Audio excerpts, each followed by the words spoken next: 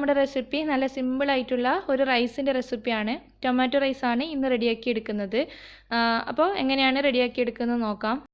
ഞാൻ ആദ്യം ചോറ് വേവിച്ച് വെച്ചിട്ടുണ്ട്. ഞാനിപ്പം ബസ്മതി റൈസ് വെച്ചിട്ടാണ് ഈ ഒരു ടൊമാറ്റോ റൈസ് റെഡിയാക്കി എടുക്കുന്നത്.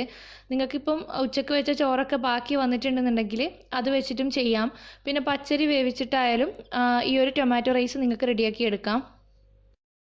വേവിച്ചതിന് ശേഷം വെള്ളം വാർന്നു പോകാൻ വേണ്ടിയിട്ട് ഇതുപോലൊരു അരിപ്പയിലേക്ക് മാറ്റിയിട്ടുണ്ട്.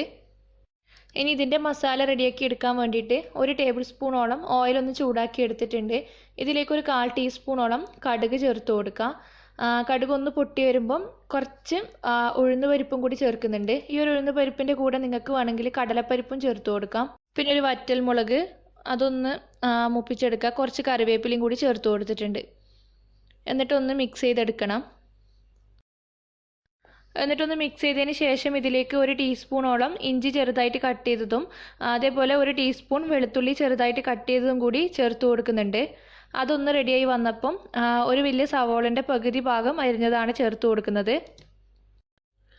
സവോള വേണം നിർബന്ധമില്ല, ചിലർ സവോള ചേർക്കാണ്ടും റെഡിയാക്കി എടുക്കാറുണ്ട്. ഇതിലേക്ക് കുറച്ച് ഉപ്പും കൂടി ചേർത്തിട്ട് നന്നായിട്ട് തന്നെ ഒന്ന് വഴറ്റിയെടുക്കണം.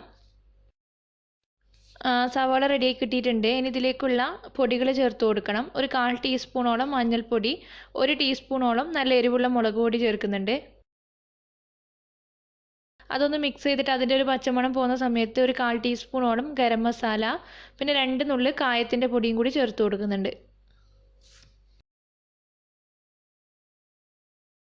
ഇപ്പോൾ പൊടികളൊക്കെ റെഡി ആയിട്ടുണ്ട്. ഇനി ഇതിലേക്ക് ഒരു 3 തക്കാളി അരിഞ്ഞത് ചേർത്ത് കൊടുക്കാം. തക്കാളി ഒന്ന് വെന്ത് വരുന്ന സമയത്ത് ഒരു പച്ചമുളകും കൂടി ചേർത്ത് കൊടുക്കുന്നുണ്ട്. മുളക് പൊടി നല്ല എരിവുണ്ട്, അതുകൊണ്ടാണ് ഒന്ന് മാത്രം ചേർത്തത്. എരിവ് നോക്കിയിട്ട് നിങ്ങൾക്ക് ആഡ് ചെയ്യാം. എന്നിട്ടൊന്ന് നന്നായിട്ട് മിക്സ് ചെയ്തതിന് ശേഷം അടച്ചു വെച്ച് തക്കാളി നന്നായിട്ട് തന്നെ വേവിച്ചെടുക്കണം. ഇപ്പോൾ തക്കാളി നന്നായിട്ട് തന്നെ വെന്ത് വന്നിട്ടുണ്ട്. ഇനി നമുക്ക് ഇതിലേക്ക് ആവശ്യത്തിനുള്ള ഉപ്പ് ചേർത്ത് കൊടുക്കണം. ചോറിൽ ഓൾറെഡി ഉപ്പുള്ളതാണ്, അപ്പോൾ നോക്കിയിട്ട് ചേർത്ത് കൊടുക്കാം.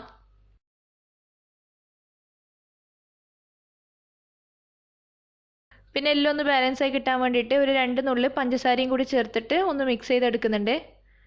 അപ്പോൾ പഞ്ചസാര ചേർത്ത് മിക്സ് ചെയ്തെടുത്തിട്ടുണ്ട്. ഇനി ഇതിലേക്ക് നമ്മൾ വേവിച്ച് വെച്ച ചോറ് ചേർത്ത് കൊടുക്കണം. കുറച്ചായിട്ട് ചേർത്തിട്ട് മിക്സ് ചെയ്തെടുത്താൽ മതി. ഞാനൊരു കപ്പ് ബസ്മതി റൈസാണ് വേവിച്ച് വെച്ചിട്ടുള്ളത്. ഇപ്പോൾ എല്ലാം ഞാൻ നന്നായിട്ട് തന്നെ മിക്സാക്കി എടുത്തിട്ടുണ്ട്. ഇനി ഒരു 5 മിനിറ്റ് നമുക്ക് അടച്ച് വെക്കാം, ആ ചോറിൽ മസാലകളൊക്കെ പിടിക്കാൻ വേണ്ടിയിട്ട്. പിന്നെ ഞാൻ ആദ്യം ചോറ് വേവിച്ച് വെച്ചതിന് പകരം കുറച്ചും കൂടി ഈസി ആയിട്ട് നമുക്ക് ചെയ്യാൻ പറ്റുക, നമ്മൾ മസാല ഉണ്ടാക്കിയതിന് ശേഷം അരിക്ക് ആവശ്യമുള്ള വെള്ളം ഒഴിച്ചിട്ട് അതിൽ അരിയിട്ട് വേവിക്കുകയും ചെയ്യാം. ഞാൻ അങ്ങനെയും ചെയ്യാറുണ്ട്. ഇപ്പോൾ ഒരു 5 മിനിറ്റ് കഴിഞ്ഞതിന് ശേഷമാണ് ഞാനിത് ഓപ്പൺ ചെയ്തിട്ടുള്ളത്. അപ്പോൾ ചോറിലെല്ലാ മസാലകളും നന്നായിട്ട് തന്നെ പിടിച്ച് കിട്ടിയിട്ടുണ്ട്. ഇനി ഇതൊന്ന് മിക്സ് ചെയ്യാം. കുറച്ച് മല്ലിയിലയും കൂടി ഇട്ടിട്ട് ഞാൻ ഫ്ലെയിം ഓഫ് ചെയ്യാണ്.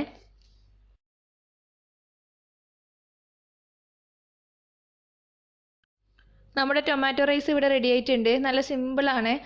ചോറ് ബാക്കി വന്നിട്ടുണ്ടെങ്കിൽ പിന്നെ പറയേ വേണ്ട, ഒരു പണിയുമില്ല.